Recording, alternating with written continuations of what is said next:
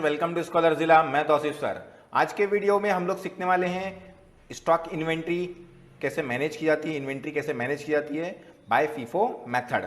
Already हम लोग cost accounting की लेक्चर सीरीज स्टार्ट कर चुके हैं, उसका ये 6 लेक्चर है। अगर आप लोग ने पुराने लेक्चर्स नहीं देखे हैं तो डिस्क्रिप्शन में लिंक दे देता हूँ और आई बटन में प्लेलिस्ट भी दे देता हूँ, आप लोग वहाँ से चेक कर सकते हैं। पिछला लेक्चर देख ले फीफो का, क्योंकि ये सेकंड लेक्चर है फीफो का, ताकि आप लोग को फीफो के बारे में आपको नॉलेज हो जाए कि फीफो किस तरह से वर्क करता है या उसके बारे में कैसा हम लोग क्या कॉन्सेप्ट यूज करेंगे ताकि हम लोग का क्वेश्चन सिंपल हो। चलिए आते हैं क्वेश्चन पे। Prepare a store ledger account from the following information. हम लोग को स्टोर लेजर अकाउंट बनाना है नीचे दी हुई इन्फॉर्मेशन से, अडॉप्टिंग फीफो मेथड। कौन से मेथड से यूज करना है? FIFO method. अगर आप लोग को याद होगा तो फीफो मेथड हम लोग ने ऑलरेडी FY BCom में कर चुके हैं।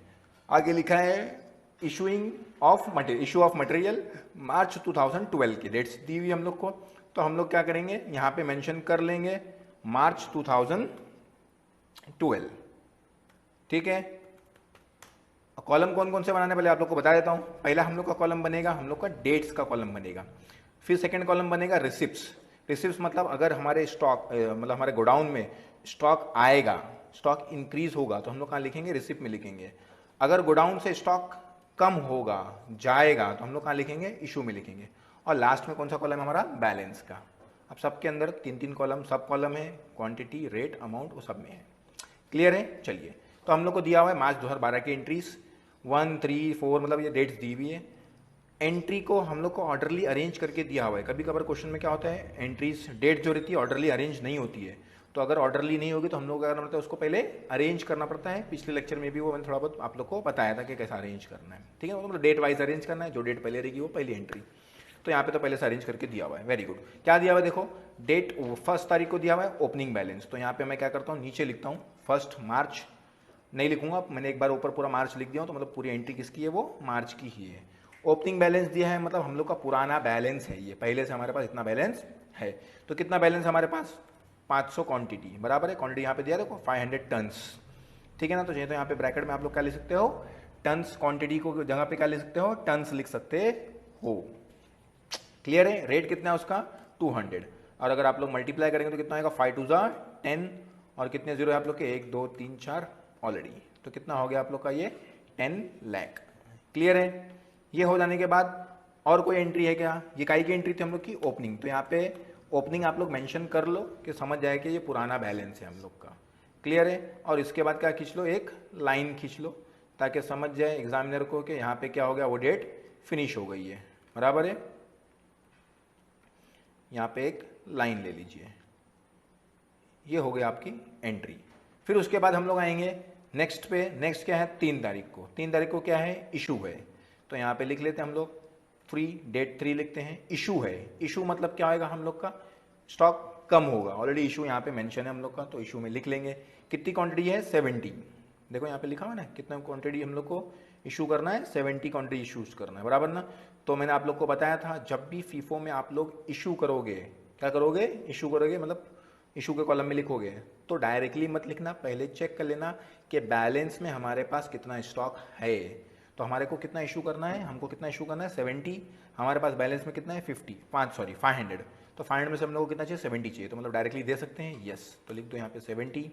रेट उसी का लिखना। अगर यहाँ पे कोई रेट मेंशन होगा इशू के टाइम पे तो वो रेट लेते नहीं है। क्यों? क्योंकि हम लोग स्टॉक की मेंटेनेंस कर रहे हैं, तो हम लोग को सिर्फ स्टॉक का एक्चुअल जितने में आया था उतने में हम लोग स्टॉक माइनस करते हैं। जाता भी है तो उतना ही माइनस करते हैं, मतलब उतना ही लिखते हैं, क्योंकि हम लोग कोई सेल नहीं कर रहे हैं। सेल कौन करता है? स्टोर करता है। हम लोग सिर्फ स्टॉक को, गोडाउन को मैनेज कर रहे हैं। ठीक है ना। तो उसका रेट कितना था? 70 क्वांटिटी देना। रेट यही लिखने का। देखो इसी में से हम लोग उठा के दे रहे हैं। ये जो हमारा बैलेंस है ना, बैलेंस में से दिमाग लगाने का कि हमारे पास बैलेंस कितना बचा है? 500 क्वांटिटी बचा है, उसमें से उठा के दे रहे हैं ना। तो उसमें से कितना दिया हम लोगों ने? ये देखो यहाँ से उठा के कितना दिए? 70 दे दिए। रेट कितना है? उसी में से उठाए तो मतलब 200 रेट था उसका। मल्टीप्लाई करेंगे तो कितना हो जाएगा? 7 2 14 और कितने जीरो? 30। तो 14,000 हो गया आप लोग का। अब बैलेंस कैसा लिखना है? एकदम सिंपल। 500 में से आप लोगों ने कितना दे दिया? 70 दे दिए, तो बचा कितना? 430। बराबर है। रेट कितना है हम लोग का? वही रेट 200। मल्टीप्लाई कर लेंगे हम लोग, तो कितना मल्टीप्लाई करना है हम लोग को? 430 इंटू 200, तो कितना हो गया आप लोग का? 86,000। ये आ गया आप लोग का डेट फिनिश हो गया। और कोई एंट्री है क्या इस पर? नहीं है। तो क्या कर देंगे यहाँ पे एक लाइन खींच देंगे, ये डेट की एंट्री फिनिश हो गई। फिर क्या इनसे एंट्री हम लोग की देखो 4 तारीख को है, 4 मार्च को है। 4 मार्च को आएगा वापस से इशू है, तो यहाँ पे डेट लिखेंगे 4, डेट लिख दिया हम लोगों ने 4। इशू है मतलब रिसिप्ट के कॉलम में नहीं आएगा, इशू के कॉलम में आएगा। कभी कभार परचेज सेल बोलता है, उससे आप लोग को मतलब नहीं, मैंने बताया था रिसिप्ट मतलब गोडाउन में स्टॉक आएगा। अब कोई भी इवेंट हो तो कहाँ लिखेंगे हम लोग? रिसिप्ट में लिखेंगे। और जाएगा तो कहाँ लिखेंगे? इशू में लिखेंगे। तो अभी ये जा रहा है, इशू मतलब जाएगा, तो इशू के कॉलम में लिखना है। कितना लिखना है, कितना क्वांटिटी देना है? 100। मैंने क्या बताया आप लोग को, फीफो में आप लोग जब बैलेंस लिखने जाओ, सॉरी इशू करने जाओगे तो केयरफुल रहने का। क्या बोल रहा हूँ मैं?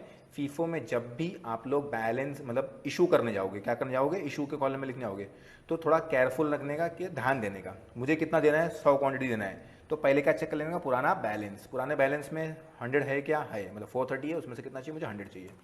अभी आप लोग बोलेंगे सर ऐसा क्यों बोल रहे हैं? जब वो आएगा तो आप लोग को समझ जाएगा, ठीक है ना। अभी 2-3 एंट्री बाद वो आएगा। उसी में से मैंने 430 में से 100 दे दिया। कितने रेट था उसका? 200, तो मल्टीप्लाई करूँगा तो कितना हो जाएगा? 20,000। क्लियर है? बैलेंस कितना बचा? 430 में से मैंने 100 क्वांटिटी दिया था, तो कितना बचा? 330, बराबर है। रेट तो वही है, मल्टीप्लाई करें तो कितना हो जाएगा आप लोग का? 66,000। क्लियर है? दोनों का मल्टीप्लाई करके यहाँ पे लिख देने का। ये डेट फिनिश हो गई, तो हम लोग क्या खींच लेते हैं? एक लाइन खींच लेते हैं। क्लियर है? लाइन खींचने के बाद नेक्स्ट डेट गई कि हम लोग की 5, तो 5 की। क्लियर है? क्या है वो भी? इशू है। वापस से इशू देते टाइम पे क्या करने का? पहले पुराना बैलेंस चेक कर लेने का। इशू के टाइम पे हमेशा केयरफुल रहने का, ध्यान देने का। पुराने बैलेंस पहले चेक करने का। पुराने बैलेंस में 330 है, हम लोग को देना कितना है? 80। यस अवेलेबल है, तो 80 दे दो। रेट तो वही लिखना है जिस बैलेंस में से दे रहे, तो इसमें से ही दिए हैं ये 330 में से 80 दिए ना, तो बचा कितना हम लोग का? अरे सॉरी, रेट कितना है? 200, बराबर है। तो 8 2 कितना होता है? 16,000। क्लियर? 330 में से 80 हम लोगों ने दे दिए। 330 में से कितना दिए? 80 दिए, मतलब कितना बचा हम लोग के पास? 250 क्वांटिटी बची है। रेट कितना है? वही 200, क्योंकि वही स्टॉक है। मल्टीप्लाई करेंगे तो कितना हो जाएगा? 50,000। क्लियर है? डेट फिनिश हो गई, 5 के और कोई एंट्री नहीं है, तो क्या खींच देंगे हम लोग? यहाँ पे एक लाइन खींच देंगे। Very good. नेक्स्ट 13 की एंट्री है डायरेक्टली, तो 13 डेट डाल देंगे हम लोग। किस चीज़ की एंट्री है? रिसीव की एंट्री है। रिसीव मतलब हम लोग को मिला मतलब गोडाउन में आया, तो सिंपल सी बात है, कहाँ लिखेंगे? रिसिप्ट में लिखेंगे। Very good. कितना लिखेंगे? 200 यूनिट्स आया। रेट कितना दिया है? तो वहाँ पे दिया है देखो 190, तो यहाँ पे लिख देंगे 190, बराबर है। कितना आएगा यहाँ पे? 19 2 38, बराबर है। 38 हुआ, और 0 कितने हैं? 1 2 3। क्लियर है आप लोग को? Very good. देखो वहाँ पे क्या लिखा था? रिसीव। रिसीव मतलब हमारे पास आया मतलब मैंने बताया था रिसिप्ट में लिखेंगे। और हमारे गोडाउन से जाएगा तो कहाँ लिखेंगे? इशू में लिखेंगे। तो हमने लिख दिए 200। वो डेट पर कोई एंट्री है क्या? नहीं, तो डायरेक्टली क्या लिखेंगे? बैलेंस। अब बैलेंस लिखने पर थोड़ा ध्यान देने का। बैलेंस लिखने पर क्या ध्यान देगा? पहले पुराना स्टॉक हमारे पास है ना, कि गया ये 250 है ना, तो है, तो पहले 250 को लिख लेने का, बराबर है। क्योंकि इसमें से कुछ दिए नहीं ना उन्होंने, ये डेट पे कोई इशू था क्या? नहीं, तो 250 बचा है, तो पहले उसको लिख लेंगे, बराबर है। फिर क्या करेंगे? ये नया स्टॉक आया, उसके नीचे लिखेंगे कितना आया? 200। रेट कितना है उसका? 190। अमाउंट कितना है? 38,000। Very good. ध्यान देना, फीफो में बैलेंस मतलब जो नया स्टॉक आएगा, पुराने स्टॉक पहले देख लेंगे है कि नहीं, उसको लिख दिया हम लोगों ने। फिर नया जो स्टॉक आया उसको हम लोगों ने क्या कर लिया? उसके नीचे लिखे। फीफो में ऐसा करते हैं। वेटेड में जब मेथड करेंगे हम लोग, स्टॉक इन्वेंट्री, जब इन्वेंट्री मैनेजमेंट हम लोग करेंगे तो बाय वेटेड एवरेज मेथड भी करेंगे, उसमें थोड़ा अलग होता है, ठीक है ना। खाली दो यही फर्क है, ज़्यादा डिफरेंस नहीं है। तो ये हो गया आप लोग का 13 की एंट्री। फिर क्या की एंट्री है? 14 की, बराबर है। तो 14 की एंट्री करेंगे। डेट है आपका 14 को क्या हम लोग ने क्या करे? रिटर्न किए हैं। रिटर्न फ्रॉम, सॉरी उल्टा लिखा हुआ है, return from departure A 15 tons. Return from मतलब कहीं और से हम लोग को रिटर्न आया है, मतलब हमारे स्टॉक में बढ़ा। हम लोग ने रिटर्न नहीं करे। रिटर्न टू रहता मतलब हम लोग रिटर्न करते, रिटर्न टू डिपार्चर ए मतलब हम लोग ने रिटर्न करे।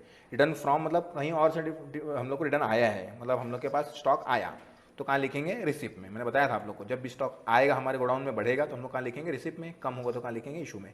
कंडीशन कुछ भी होने दो, वजह कुछ भी होने दो, ठीक है। 15 क्लियर है। अभी यहाँ पे रेट लिखने में प्रॉब्लम होगा, तो रेट हमेशा क्या लिखने का? जो पुरानी क्वांटिटी है उसका लिखने का। तो पुरानी कौन सी है? ये 200, उसका लिखने का, ठीक है। कितना है यहाँ पे? 3 15 2 30, तो कितना हो जाएगा ये आप लोग का 3000 हो जाएगा, बराबर है। अब बैलेंस लिखने में क्या करेंगे हम लोग, 250 लिखेंगे। पहले देखो बैलेंस लिखने टाइम पे क्या करेंगे, यहाँ पे देखो दोनों बैलेंस है, दोनों में से कुछ गया नहीं है, तो पहले पुराना बैलेंस 250, रेट कितना है उसका 200, अमाउंट कितना होता है 50,000, वेरी गुड। फिर ये 200 गया क्या, इशू हुआ क्या, नहीं हुआ डेट पे, तो ये भी 200 लिख देंगे हम लोग। उसका रेट कितना है 190 और अमाउंट कितना होता है 38,000, वेरी गुड। अब नया स्टॉक आ गया एक, तो उसको उसके नीचे लिख देंगे, कितना रेट है 15, सॉरी हम क्वान्टिटी कितनी है 15, रेट कितना है 200, तो कितना होता है 15 टू ज़ा 33,000, बराबर है, क्लियर। ये हो गया आप लोग का डेट 14 की एंट्रीज। डेट 14 होने के बाद अगली डेट क्या है 16, तो यहाँ पे लिख देंगे 16, क्लियर है। 16 को एंट्री क्या की है, इशू की। इशू मतलब हम लोग के गोडाउन से स्टॉक जाएगा मतलब किस में लिखेंगे, इशू में लिखेंगे। ऑलरेडी नाम सेम है दोनों का, तो टेंशन भी नहीं है।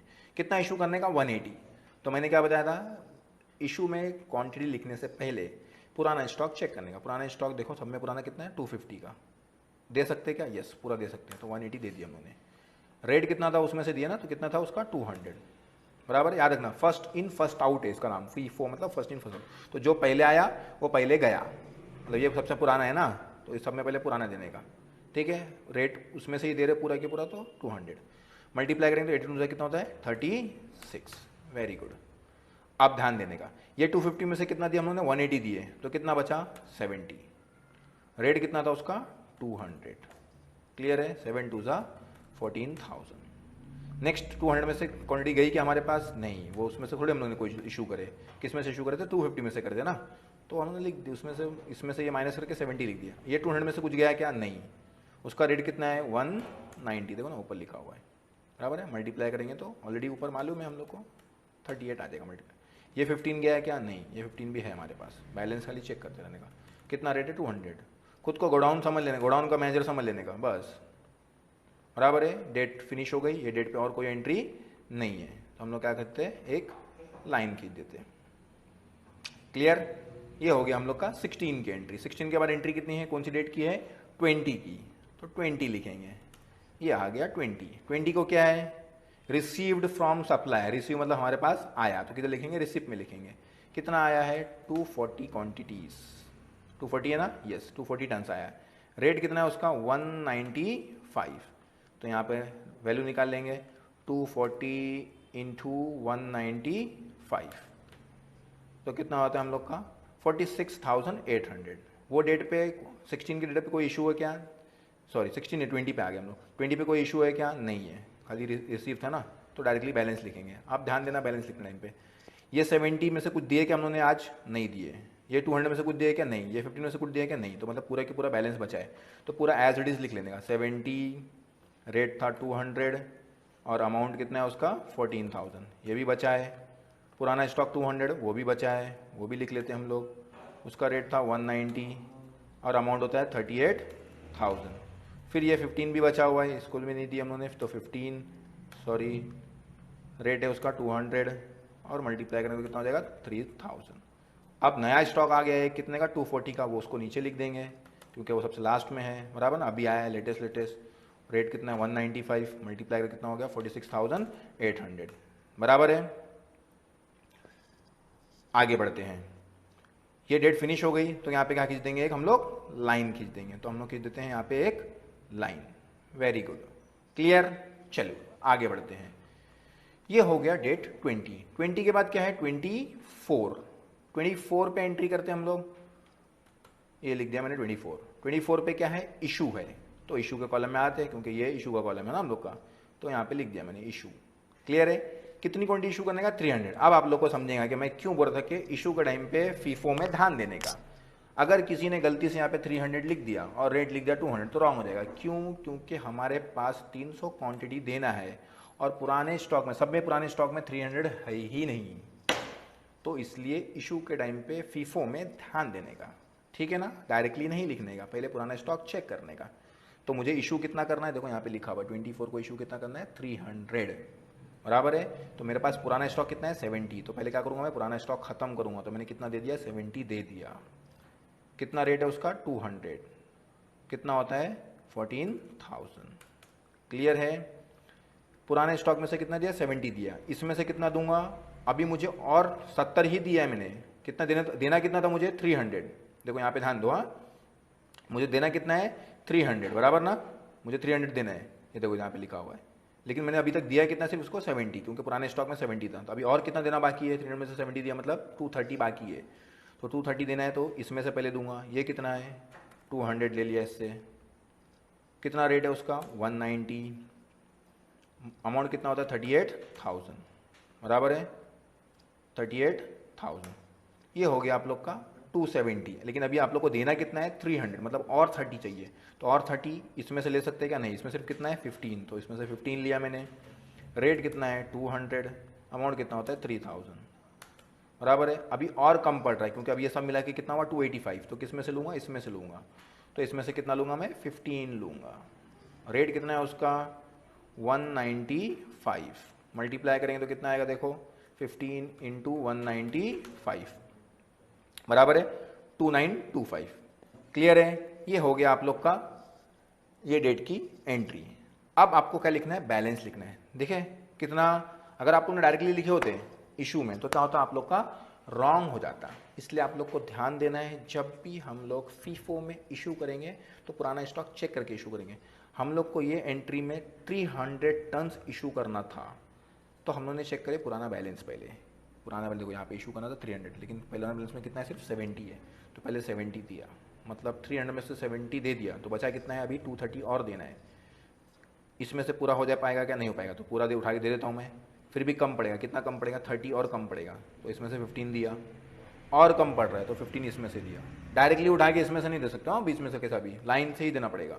लाइन से ही आना पड़ेगा, लाइन से ही समाप्त करना पड़ेगा, फिनिश करना पड़ेगा क्वांटिटीज़ को। पहले 70 दिया, मतलब 300 में से 70 चले गए। फिर कितना दिया? 200 दिया, मतलब 270 चले गए। बचे कितना? 30। इसमें से 15 दिया, और फिर लास्ट में 15 दिया। पहले में ही खत्म हो जा रहा था, स्टार्टिंग में दे के हो जा रहा था, मतलब कम नहीं पड़ रहा था। अब यहाँ पे कम पड़ रहा है, इसलिए बाकी क्वांटिटीज हम लोग यूज़ कर रहे हैं। ये तो पूरा दे दिया मैंने। 70 में से 70 चलेगा, 200 में से 200 चलेगा, 15 में से 15 चलेगा। ये 240 में से कितना दिया? सिर्फ 15 दिया है, बराबर ना? बाकी तो पूरा दे दिया ना इन लोगों सबको। 240 में से खाली 15 दिया, मतलब कितना बचा है? 225 बचा है, बराबर है ना? लास्ट वाली क्वांटिटी बची है। रेट कितना है उसका? 195। तो अमाउंट लिख देंगे। कैसे निकालेंगे? 225 इंटू 195। आ गया आप लोग का 43,875। वेरी गुड, क्या बात है, समझ में आया? मज़ा आया? काफ़ी सिंपल है और काफ़ी इंटरेस्टिंग भी है, अगर आप लोग एक स्टॉक मैनेजर की तरह सोचते हो तो। ठीक है ना, गोडाउन के मैनेजर की तरह। नेक्स्ट है 24 के बाद 25 की एंट्री है। 25 डेट लिख देंगे। 25 क्या दिया? देखो जरा, receive from supplier 320 tons at 200। Receive हुआ मतलब हमारे पास आया, तो मतलब रिसिप्ट में लिखना है। ये कॉलम हमारा रिसिप्ट का है। तो कितना आया है? 320 टन्स। रेट कितना दिया हुआ है उसका? 200, बराबर है? तो 32 टू जा कितना होता है? 64, मतलब 64,000 आएगा अमाउंट आपका, बराबर है? वेरी गुड, समझ गया ये? चलिए आगे, 64,000 हो गया। वो डेट पे 25 पे कोई इशू है क्या? नहीं है। तो मतलब पुराना, पहले क्या करेंगे हम लोग? पुराना बैलेंस लिखेंगे। पुराने में बैलेंस में क्या बचा है? सिर्फ 225 बचा है। उसका रेट था 195, 43,875।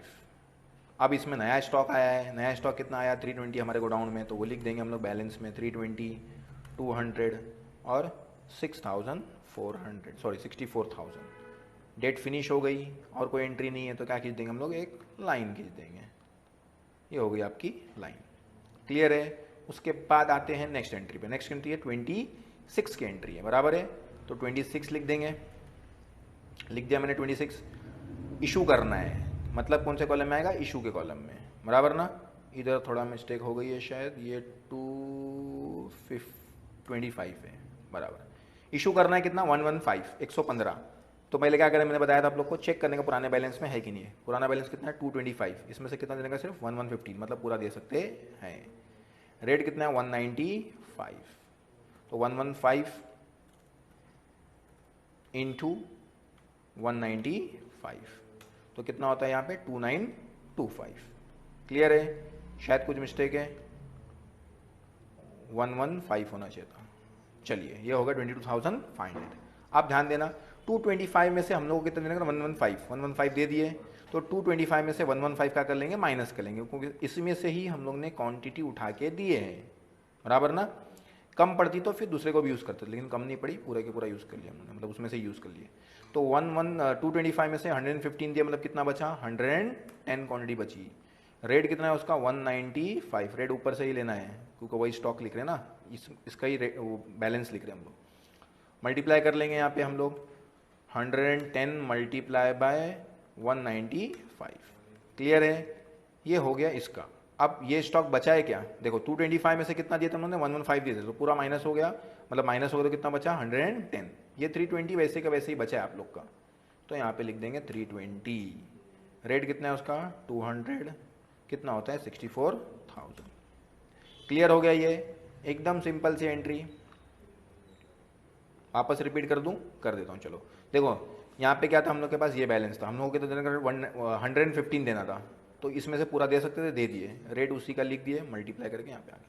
अब बैलेंस लिखना है, बैलेंस एकदम सिंपल, 225 में से जितना दिया वो माइनस कर लिए, रेट तो वही पुराना ही, ये 320 में से कुछ नहीं दिए तो वैसे का वैसे ही लिख दिया हम लोगों ने, क्लियर है। चलो 26 के बाद क्या है, नेक्स्ट एंट्री हम लोग की 27 की, तो 27 की एंट्री करेंगे हम लोग, 27 डेट लिख देंगे, क्या लिखा है पढ़िए, return from department B, department B से रिटर्न आया, मतलब हमारे गोडाउन में स्टॉक बढ़ा या गोडाउन में आया, मैंने बताया था गोडाउन में आएगा या बढ़ेगा, तो हम लोग किधर लिखेंगे, रिसिप्ट में लिखेंगे, तो रिसिप्ट में लिख लेते हैं 35, बराबर है। अब रेट लिखने में प्रॉब्लम होगा क्योंकि यहाँ पे रेट नहीं दिया है, तो याद रखना जब भी हम लोग ऐसा कुछ रिटर्न आएगा तो रेट क्या हम से लिखेंगे, पुराने स्टॉक का लिखेंगे, तो पुराना स्टॉक कितना है, 195, तो वो लिख लेते हैं 195। यहाँ पे हम लोग क्या करेंगे, वैल्यू लिख लेते हैं 35 इंटू 195, तो आ गया आप लोग का 6825। वो डेट पे कोई इशू नहीं है, बराबर ना, खाली रिटर्न था, मतलब हम लोग के पास स्टॉक आया था। यहाँ पे ध्यान देना, रिटर्न फ्रॉम मतलब कहीं से हम लोग रिटर्न आया, रिटर्न टू मतलब हम लोग रिटर्न करें, ठीक है ना, ध्यान देना। अब हम लोग क्या लिखने का, बैलेंस लिखना है, तो पहले पुराना स्टॉक क्या था हम लोग का, एज इट इज है, उसमें कोई चेंजेस हुआ क्या, नहीं, तो उसको क्या करते हैं हम लोग, एज इट इज उठा के यहाँ पे लिख देते हैं, बराबर है। फिर हम लोग का आता है नया स्टॉक, नया स्टॉक कितना है, 35, बराबर है, वैसा नहीं मेरे को लिखना पड़ेगा शायद, कॉपी पेस्ट में थोड़ा मसला हो रहा है, 195 है 21450, क्योंकि देखो ये 110 पूरा के पूरा बचा है क्योंकि यहाँ पे कोई इशू नहीं हुआ, बराबर ना वो डेट पे। ये 320 क्वान्टिटीज हम लोग का वैसे ही बचा है, रेट था उसका 200, अमाउंट होता है 64,000। नेक्स्ट है ये नया स्टॉक आया 35 का, तो नीचे लिख देंगे 35 इंटू 195 और यहाँ पे लिख देंगे 6825, क्लियर है। ये हो गया आप लोग की डेट फिनिश, तो यहाँ पे क्या खींच देते हैं हम लोग, एक लाइन खींच देते हैं, ये हो गया आप लोग का डेट नंबर 27। अब डेट कौन सी है, 28 है, तो 28 पे क्या है हम लोग का, रिसीव फ्रॉम सप्लायर, सप्लायर से आया, मतलब हम लोग का स्टॉक बढ़ा, तो कितनी डेट है, 28, कितना आया, 200 क्वान्टिटीज, सॉरी 100 क्वान्टिटीज आया है, देखो ना वहाँ पे लिखा है 100 टन आया है, कितना रेट है उसका, 200, मल्टीप्लाई करेंगे कितना हो जाएगा, 20,000। अब वो डेट पे कोई इशू था क्या, नहीं, मतलब पुराना स्टॉक वैसे का वैसे ही है, तो पूरा के पूरा वैसे लिख लेंगे, 110 195 21450, फिर 320 इंटू 200 कितना होता है, 64,000। ये पुराने स्टॉक वैसे के वैसे ही बचे ना, तो उसको पूरा वैसे के वैसे ही लिख देना है आप लोग को। ये 35 वैसे के वैसे ही बचा है, 35 क्योंकि ये डेट पे कोई इशू नहीं हुआ है, रेट कितना था उसका 195, मल्टीप्लाई करोगे तो कितना हो जाएगा आप लोग का 6825, बराबर है। अब ये नया आया तो कितना आया, 100 आया, तो यहाँ पे क्या लिख दोगे 100, मैंने लाइन खींच दिया, तो लाइन थोड़ा आप लोग हटा देना, नीचे लाइन खींचना, बॉक्स बनाना, ठीक है ना। 100 क्वान्टिटी, कितना रेट है उसका 200, और मल्टीप्लाई करके कितना होता है 20,000, क्लियर है। अब क्या खींच देंगे आप लोग, बॉक्स खींच देंगे, तो यहाँ पे एक, तो यहाँ पे मैं क्या बना देता हूँ, एक बॉक्स बना देता हूँ आप लोग की। लास्ट में क्या लिख देंगे, the value of the closing stock as on, ठीक है ना, 31 मार्च 2019, क्योंकि सॉरी 13, क्योंकि ये है तुम्हारा 2013 का 12 है, तो द स्टॉक ऑन 31 मार्च 2012 इस, ये सब मिला के कितना क्वांटिटी होती है वो लिखना है आप लोग, कितनी क्वांटिटी होती है देखो जरा, 565 होती है, तो यहाँ पे लिख लेना 565 टन्स, रुपीज़ कितना होता है आप लोग करेंगे तो 94,245 हो रहा है, नहीं एक शायद गलती किया यहाँ पे मैंने, 20,000 आएगा, ठीक है। तो इसको प्लस कर लो सबको, तो आप लोग को मिल जाएगा उसका वैल्यू 1,12,000 275, तो यहाँ पे आप लोग को लिखना है।